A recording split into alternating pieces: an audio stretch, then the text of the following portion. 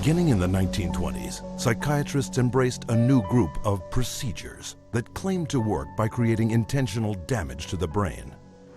Manfred Sackel had this notion that he could kill just the bad brain cells, that somehow we have good brain cells, we have bad brain cells. So if you give people enough insulin, you kill those bad brain cells, and if the person survived this epilepsy, they would be better off for it. Despite severe convulsions and an insulin shock death rate of 5%, Sackel pointed to his patient's childlike state and declared his treatment a success.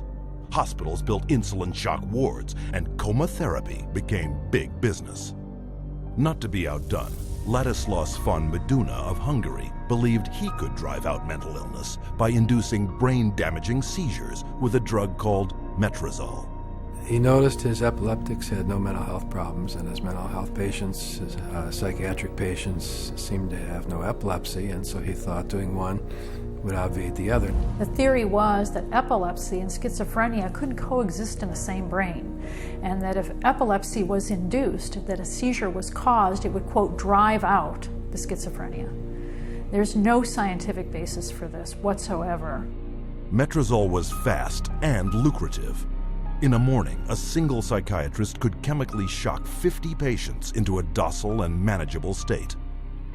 By 1939, metrazole was so popular with psychiatrists and staff, it was used in 70% of American hospitals and in almost every other country in the world. The financial success of insulin and metrazole sparked the development of an even more profitable method of inducing brain-damaging convulsions. How is electric shock therapy done? We use these electrodes. We place them on the patient's head like this. And then by means of this machine, we pass a controlled electric current through the brain, just for a fraction of a second. The patient doesn't feel it. The story behind this miracle cure began in a Roman slaughterhouse. In Italy, in 1938, two Italian psychiatrists decided to observe that before slaughtering pigs, in order to make the pigs more docile, they would apply electrodes to their temples that were hooked up to wall current, and that this stunned the pigs, but it didn't kill them, and they could then slaughter them. Well, this gave them the encouragement to try inducing convulsions with electricity.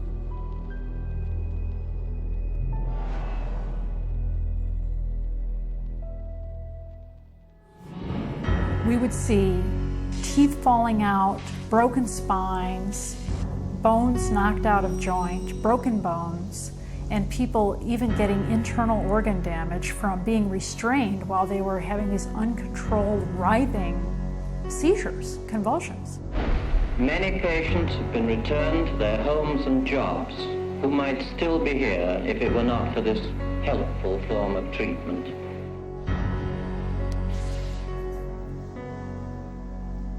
Having successfully sold brain damage as a cure, psychiatrists searched for even more precise ways of targeting the brain.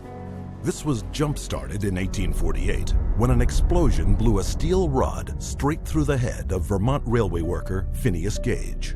While Gage survived, his personality was dramatically altered. 70 years later, Portuguese neurologist Egas Moniz would try to obtain a similar result by drilling into a patient's skull and squirting pure alcohol directly into the brain, killing the tissue of the frontal lobes. Moniz called this new procedure a lobotomy. Dr. Walter J. Freeman would become lobotomy's most infamous practitioner. He discovered he could do it faster without having to drill through the skull.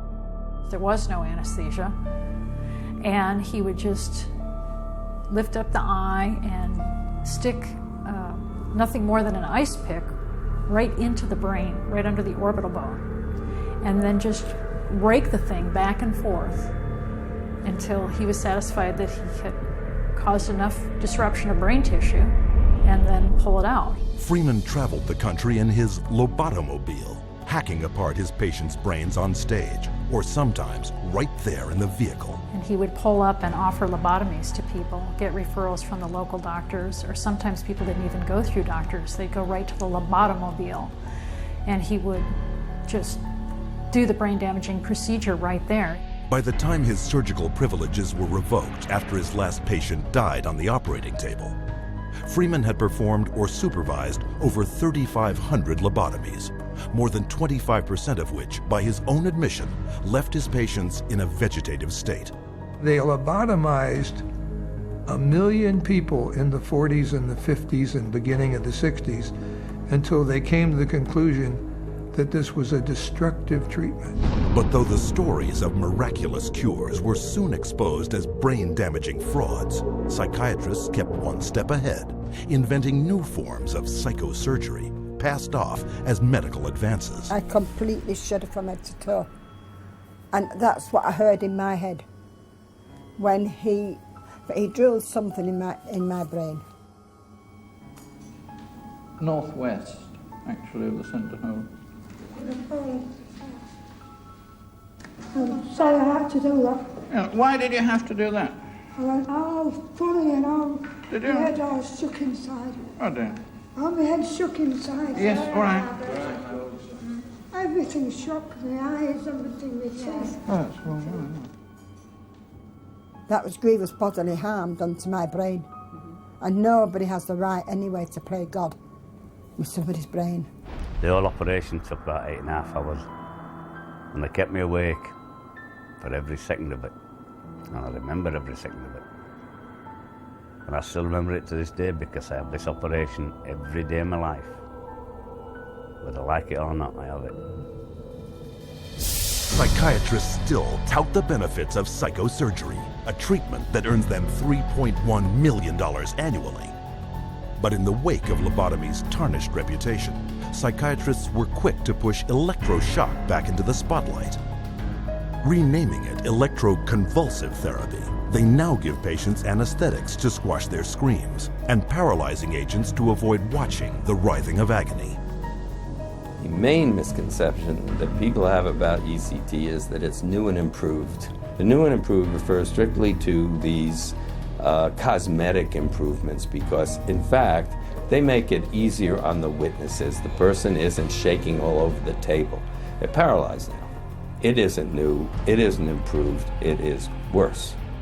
Every 10 years or so, there tends to be, first of all, a denial that it causes any harm.